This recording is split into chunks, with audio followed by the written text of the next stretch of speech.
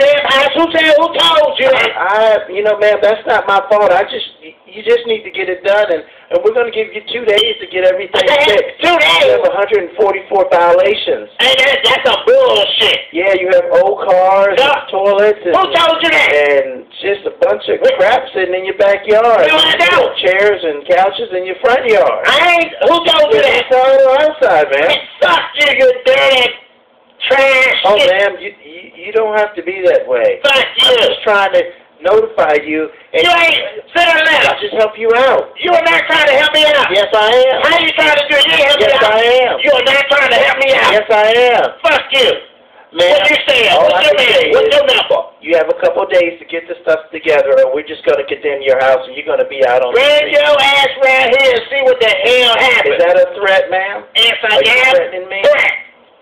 Whatever. Man, threat.